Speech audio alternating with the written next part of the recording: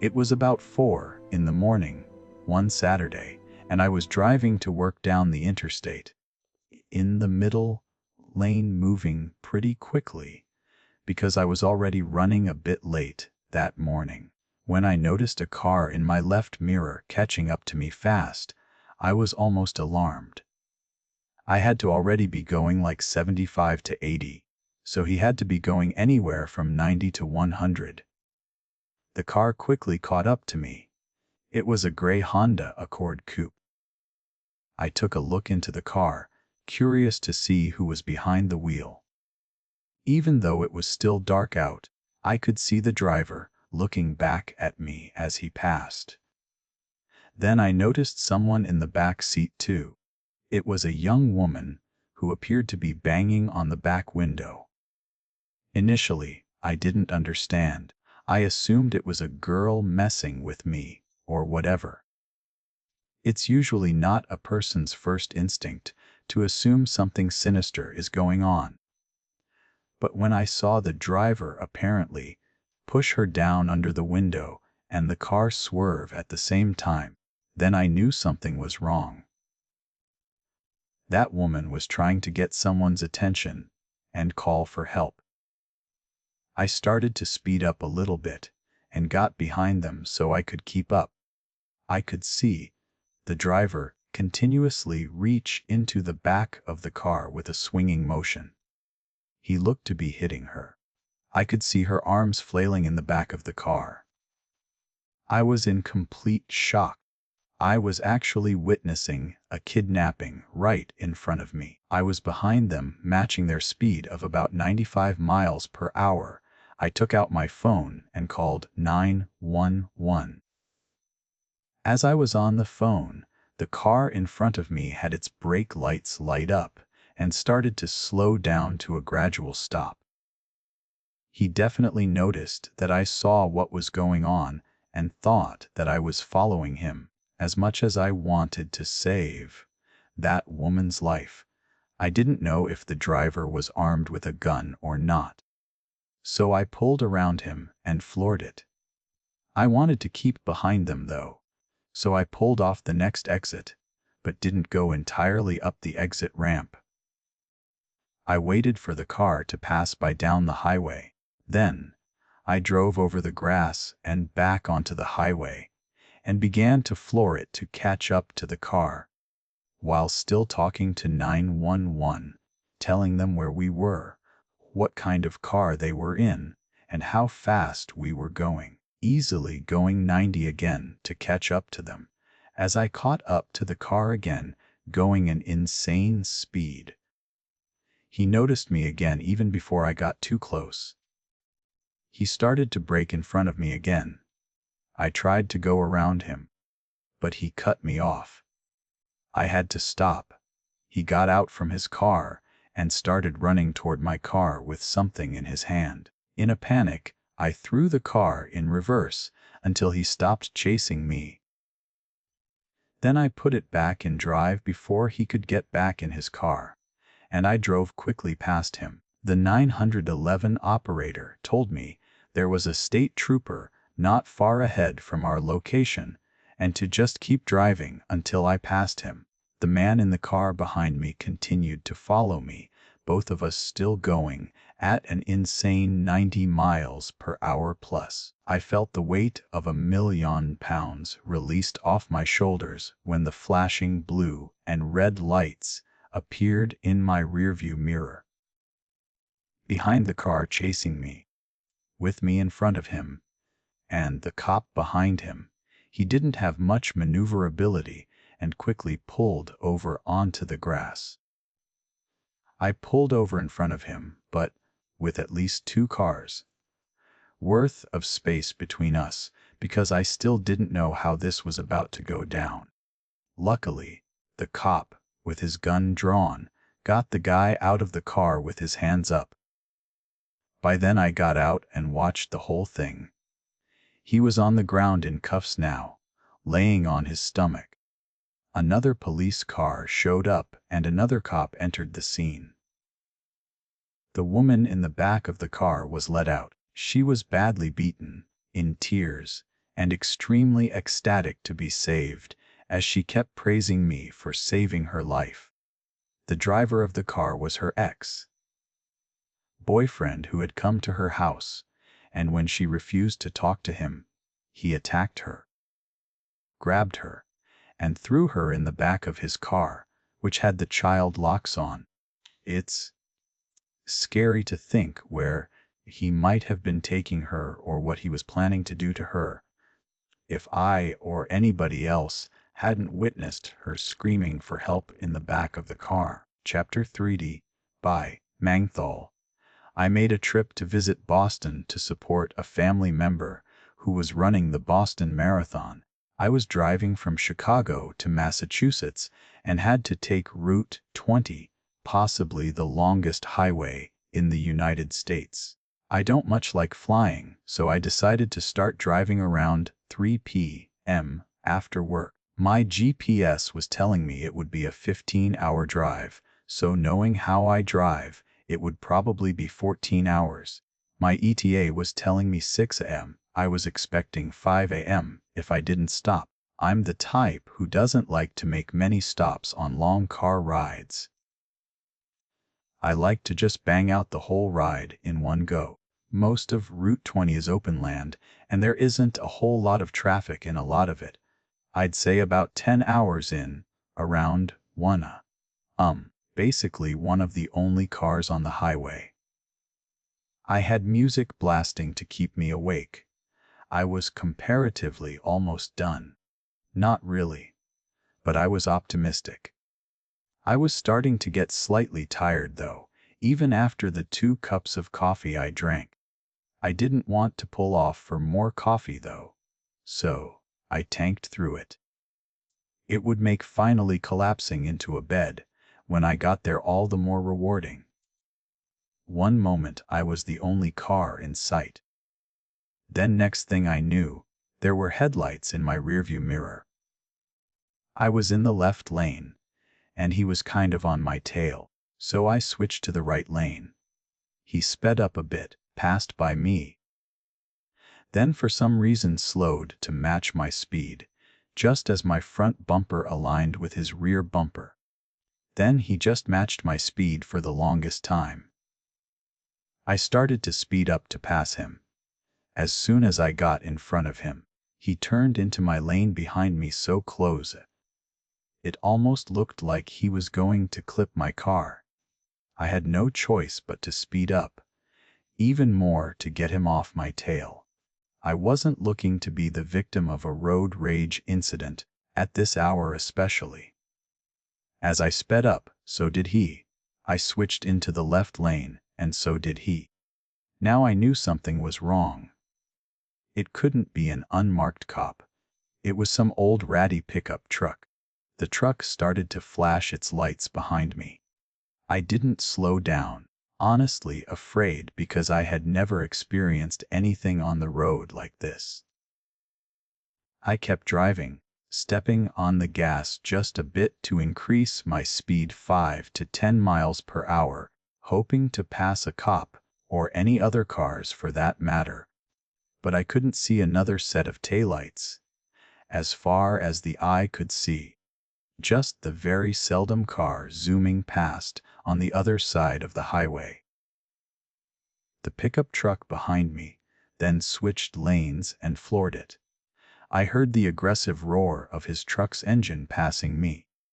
He cut in front of me, then he started to brake. I tried to swerve around him, but he kept blocking me, forced to stomp on the brakes too. I started to honk because it's all I could do. As we slowed, the man in front of me put on his hazards and started waving his arm out the window, signaling for me to pull to the side of the road. I obviously didn't listen. I took the chance to quickly pull around him as he started pulling onto the grass, and then I floored it. My sedan could easily escape his pickup truck, but I hit 100 and he was still not far behind me. I got off the highway at the first exit. I stopped at the red light at the end of the exit ramp. not expecting him to still be behind me, but there were the pickup truck's headlights pulling up behind me. Then the truck pulled up to the red light next to me. I looked to my left at the truck, and the window rolled down. Inside were 3 people, I'd assume men, wearing vendetta masks. They all looked at me, trying to scare me, I'm sure. But it worked. I blew the red light onto the main road, and finally there were at least other cars around. The pickup truck finally stopped following me at a certain point. I was scared I was going to be killed. It was more than just a road rage incident. I didn't get the plate number. In fact, I don't even remember seeing a plate on that truck. All I know is it was some 90s black pickup truck. After that, I parked in a Walmart parking lot and fell asleep. I woke up around 8 and finished the drive. I told my family about the incident, and I warn everybody to be careful when driving late at night. Chapter 4 by Kells. It was a Tuesday night in March. I was driving back from a friend's house in the city, a trip that would take me about an hour in decent weather. But a deep fog had set in on the long, lonely highway after midnight. This particular stretch of road was often abandoned, save for the odd semi, their plates showing unfamiliar lettering and colors from places I'd never been to. It was 1 a.m. It had been a long day, wandering around for hours with my friends, shopping and checking out new cafes. It had left me tired. My eyelids were heavy, and the impenetrable fog made the highway an unending drifting mess of hypnotizing gray. I drove cautiously, at times slowing my speed to a steady crawl and flashing my hazard lights to let anyone behind me know I was there. Suddenly, a vehicle appeared, its wheels half on the highway and half on the shoulder. I slammed on my brakes and pulled over behind it, narrowly passing by the bumper. My heart was beating heavily after the near miss, so I put my car into park to catch my breath. Behind the black sedan, I watched as the car began slowly rolling forward off the road, so it was fully parked on the shoulder. The car sat for a moment, then the driver's side window rolled down. An arm appeared and did a waving motion to pull over. At this point, the adrenaline from the sudden stop was still pumping through my body, and it made sense to move further off the road. I followed the car. It took a slight turn onto a side road. It came to a stop, and the driver's side door opened. The driver walked toward me through the fog, a tall, lean guy wearing a black winter jacket and jeans. He looked younger, around 30-ish, and he was smiling as he approached my car, illuminated by my headlights. I rolled down my window a crack, thinking maybe he was coming up to apologize for his unsafe parking. He got to my window and then motioned for me to roll it down further. I shook my head no, feeling uneasy, and told him I would be able to hear him. He asked where I was heading, and I said home. He said the fog wasn't supposed to let up anytime soon, and that it wasn't safe to drive in it. I let him know I was okay with it. He raised his eyebrows and asked why I pulled over then. I didn't want to start anything with this man, so I lied and said I had gotten a phone call and needed to pull over to answer it. He smirked, and it felt like he could tell I was lying. He said he lived with his wife and son just down the road about 5 minutes away. If I wanted to wait it out. I shook my head again, but he wasn't taking no for an answer. He tried to scare me, saying how it's 10 times more likely for me to die in a car crash when it's foggy, and that I looked tired and should really think of my family before getting back on the road, my ground. He was getting angry. He began looking back at his car, and I saw someone move in the passenger seat I hadn't seen before. Suddenly, the man was grabbing at my door handle, trying to open it. Thankfully, it was locked. The passenger door to the car opened, and another man came running toward me with a baseball bat. I put my car in reverse, and the driver yelled something at him as I hit the gas. He took a swing at my car, but missed. Luckily, I hadn't pulled too far off the highway, but it was hard to tell where this road ended and the highway began. As I backed up in the heavy fog, I turned my wheels and put my car into drive, praying there was no traffic coming up behind me. I floored it as I haphazardly merged onto the highway, not looking back. Often wonder when I'm driving that stretch of road if they tried to stop anyone else that night, and what would have happened to me had I rolled my window down further. Chapter 50 by Huang Chen. Scary things can happen on the road at night. Nighttime is when the creeps and weirdos come out, so you have to be extra careful. This was in 2020, right around when COVID started. I would often work overnight shifts at a hospital. My hours would be all over the place, would always take the same route home, a parkway that I take 10 miles north to my town. It's never a busy parkway, even during the daytime, so at night I'm almost always completely alone on the road. COVID just made it even more of a ghost town. I never even see any state police at night either. Usually this is convenient for me, as I get home quicker without any slow drivers around me. It was one night I was driving home in the middle of the night, or rather the early hours of the morning, when I saw a red flashing SOS light stand perched up on the side of the road. As it shone, it lit up the taillights of the car parked on the side of the road. Clearly someone was in need of assistance, and I was, I guess, in a good mood that night, so I pulled over in front of the car. As I passed the car, I saw a man waving his arms in the air. I put my hazards on and stepped out of my car to approach the man. Based on his skin tone and slight accent, he was a Hispanic man. Due to the COVID mask he was wearing, though, I couldn't gauge how old he was, but if I had to guess, I'd say late 20s, early 30s. I asked him what the problem was. He said his battery died after he stayed pulled over for too long. I asked him if he had jumper cables because I did not. He said no. I didn't really know how else I could be of assistance other than offering him a ride, but then he asked if he could borrow my cell phone. He said his phone died too. I wasn't eager to hand this stranger on the side of the road my phone, but I did. Unlocked it for him and opened the phone app. He proceeded to call someone, then slowly walked away as he started to talk into the phone. His car door was open though, so I kind of decided to just take it upon myself to sit in the front seat and try turning the car on myself.